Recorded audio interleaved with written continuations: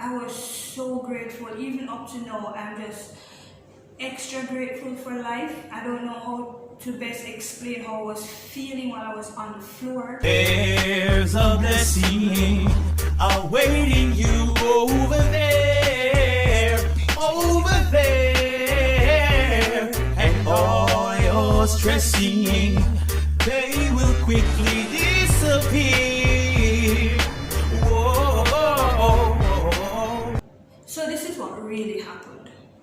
We were heading home, and you know, hotel living with the hot water, and the average Jamaicans like myself do not have hot water running in their bath. So I decided that I wanted to make sure I get a one little time in the jacuzzi before leaving. And so while it was being filled, I was already in the shower with the hot water, enjoying myself and stuff. And then what I did was, after it full, then I just moved over to the jacuzzi. I was in there relaxing. I could feel my muscles, you know, all the pain and everything that was in my muscles going away. And then all of a sudden I just felt like I was slipping, but it just felt relaxing, right? More relaxing than I thought I was slipping. And then I just heard a voice says, hold on to the railing. And just like that, I hold on to the railing of the jacuzzi and brought myself back up. I almost slide into the hot water. And all of a sudden, while I was holding on to it, I felt dizzy. The bathroom felt like it was spinning, and I literally crawled out of the bath, and I couldn't stand properly, so I was literally on the floor, just lay down. The room was spinning, and I'm almost sure that I was shouting to my husband, but then it's like no words was coming out. And I said, when I finally get to call him, so him ended up coming into the bathroom, seeing me on the floor. I couldn't move, I couldn't breathe. I was like, get me up kind of vibes. And I said to him, you know, please. And then he wasn't panicking at all. I don't know if it was a good sign or what, but there was just a lot of thoughts going through my head. Would this be the day that I die? I celebrate 10 years, it's just 10 years of marriage.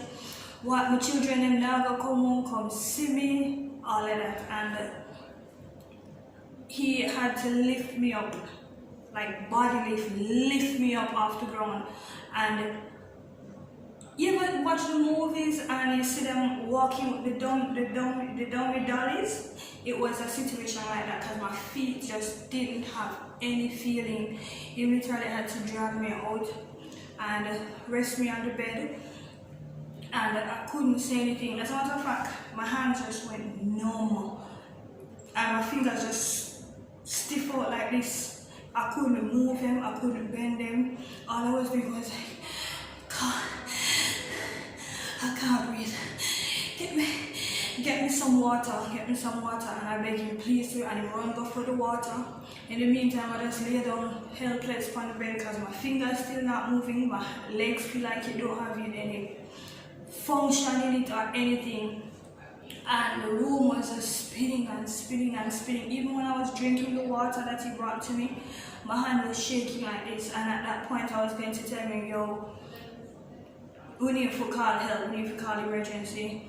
And then the same voice that told me to hold on to the railing on the inside said, just go out on the patio. I'm saying, take me to the patio, or the balcony. And in the same way, I have to drag me out there. And I don't know, but while I was out there, I could feel the spinning and the dizziness starting to, go. And for the rest, and I was still breathing really heavy. And one of the signs of the coronavirus, I was saying, this must be the virus. And then I said, but I'm not coughing, and everything.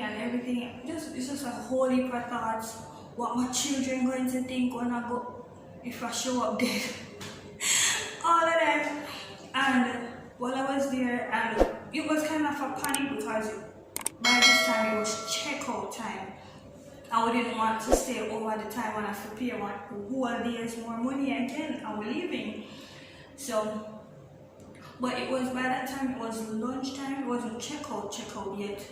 So we had breakfast, we were chilling, and then we came back up, and I decided that I think I can move now. My fingers kind of start moving again. I could move my hands by this time by sitting out on the balcony, and we went to lunch. While we were having lunch now, it was still difficult to eat because it seemed like I needed to take extra breaths to eat, and it was something else. And then when we were after we finished eating, I'm like, I don't know now, I think we need to go to the hospital instead of straight home, because the feeling just started coming again, but not as the same full force, but the feeling was definitely there. And we went back up the room this time because we were packing to leave for checkout, and every time we tried to use the elevator, it does not work, it's not coming, and there's a lot of persons going in at the same time, you know, the COVID thing. So we said, alright, we're going to take the stairs. But when I was going up, we were on the 4th floor.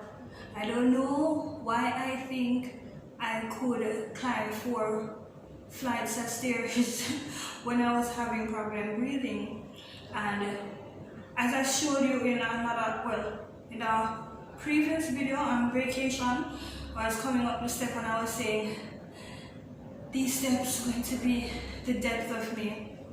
You can see the clip here, these flights of stairs. See? And I did.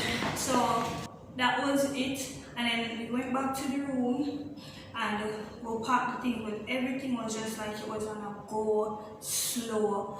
I couldn't function. My hands came, as I said, my hands were moving a little bit better, but it took a whole lot out of me to just move from point A to point B.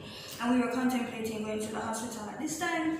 So by the time we were driving home now, and you know, windows down and videoing, even when I was recording the trip home,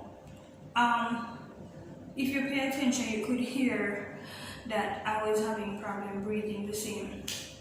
Now when I got home, didn't end up stopping at the hospital because the feelings were leaving. So by the time I got home, I just felt tired. I said, geez, and pain. One next COVID symptom, unexplained fatigue. And I just went to my bed and I sleep. And then I woke up and I said, no man, this is not the virus because there is no fever, I'm not coughing and some other stuff. So I decided to Google it. What had happened was I ended up with a heat stroke. So that is what happened. According to Google, I suffered a heat stroke. Like every single one of these symptoms, well, I think I'll put it right here in the video, but every single one of these symptoms that's listed, I experienced them. Maybe to an extra degree, because as I said, I was in the shower before, sitting and soaking in the bathtub. And it was then, while reading up whatever it is, I realized I should not have been in the hot water for more than 15 minutes. And it just goes to show that you just don't know what's going to happen to you in life from 1 minute to the next. I mean, I was so grateful. Even up to now, I'm just extra grateful for life. I don't know how to best explain how I was feeling while I was on the floor. Couldn't feel the feeling in my hands or my feet, and it just felt unreal. Like, this is it, Lord, forgive me for my many sins kind of situation. So since that day, March 15th till now, I don't recall any morning I wake up without saying, Lord, thank you for life, thank you for my family, thank you for my husband. And sometimes the Lord has to do things to us. He has to bring you down. Can I use that? He has to bring you down so that you can recognize that He is God, and at the end of the day, He's the one that has you and holds you, and His plans for us is much greater than we can ever imagine. And it just goes to show too, one of the lessons I've also learned is that there are times when you're in fire, you're in heat, you're in trouble, you're so deep in sin that you're slipping, your soul is slipping, but you don't recognize it as slipping, you recognize it as, oh, this feels so good and relaxing and stuff. And then just when you think you're going to go under, or even in our problems, you're just sinking in our problems, and just when you think this is it, this is the end of it, that is when the Lord reaches out to you and says, hold on. And you hold on, and you just feel yourself take time, come back and back and back to reality, or to the love, the God, the grace that the Lord has in store for us. And I hope that after listening to this, it might not seem as serious, or I didn't tell the story as serious as it really was, but I want you to leave with your life is precious. Live every day as your last in Christ, so that when your day really comes, you will hear, well done, thou good and faithful servant. And until next time, please like, share, comment, and subscribe. So thank you so much for watching. See you in my next video. Stressing from both left and right, you need a daily dose of blessing right up in your life. I know it feels so very difficult and depressing, but you gotta hold on to the positive and keep on pressing. The blessing, you know, if you need it, then you can't stop. We keep rising.